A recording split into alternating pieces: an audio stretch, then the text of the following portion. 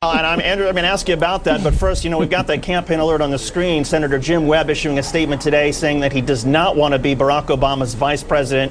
What is your reaction to that news? And also, would Republicans savor the opportunity to go after John Kerry again, or would they fear John Kerry as Obama's running mate simply because he has been through this process before? Yeah, I mean, any person that says they don't want to be vice president, I mean, talk about a grain of salt. I think we got to take it with a triple helping of salt. And I think we also got to take this John Kerry Washington whisper campaign also with a grain of salt. I don't think that he does bring politically too much to the table. You said Massachusetts. I mean, if Barack Obama's worried about getting Massachusetts, he might as well pack it in right now. And I think also he's been branded and beaten by President Bush already. He's been branded as indecisive and a flip-flopper, and that's the last thing Barack Obama needs. And the Democrats don't need two Ivy League fancy lads on their ticket this year either. So I think Republicans they've already beaten John Kerry once, so I think they would get excited. They know how to beat him, and they'd likely do it again.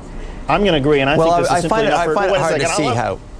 Yeah. I just want to take on Andrew's point. Look, I think you're onto something, Andrew, and I think this may be an effort more to simply please John Kerry and say, look, we owe it to you because of everything you gave us 2004 to at least have your name in the mix.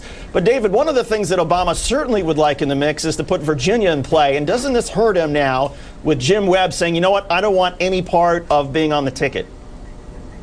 Well, first of all, just in response to what Andrea said, there isn't a single Ivy League fancy guy on that ticket. Barack Obama's an up from the bootstraps kind of guy. He did it himself. He didn't rely on his inheritance or any Roman numerals after his name, unlike other candidates. But let's talk about Virginia for a second. Barack Obama has put that state in play.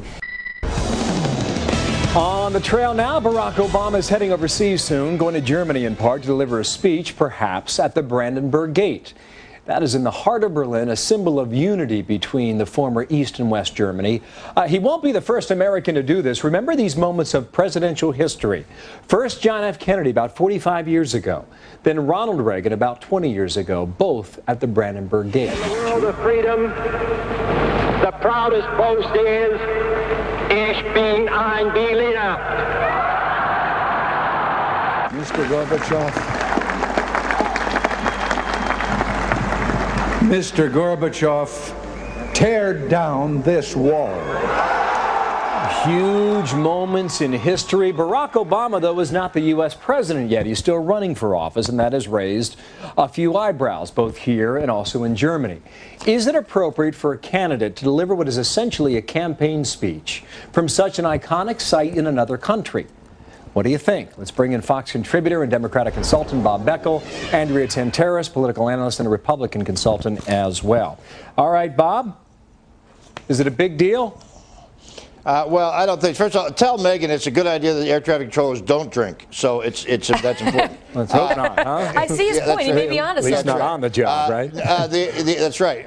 The answer is I don't quite get what the big furor is. Look, on the one hand, the guy gets beat up because he doesn't have enough foreign policy experience, and that he ought to go over and meet our allies. He's going over to meet our allies and giving a speech. And look, for the last 8 years, we've had a president of the United States that gets booed when he goes to Europe. It'd be a nice idea to have someone to be cheered. It'd be one thing if just Americans were against it, but the German chancellor came out and she said it's a bad idea. The local mayor in Berlin, by the way, says he's okay with it. Andrea, where do you come down on this? Yeah, well, I think it's risky, and moreover, even though I disagree with Bob, I'm glad he's not an air traffic controller. I'm glad he went into politics and not that field. But you know what? I do think it's risky. I think that, look, Obama needs some gravitas, and so that's why they're sending him there. He's a fancy lad. He likes fancy language with fancy backdrops, and that's exactly why they're putting him there. But look, I think it's going to help. A lot of liberals love Europe. They think Europe does everything better than the United States.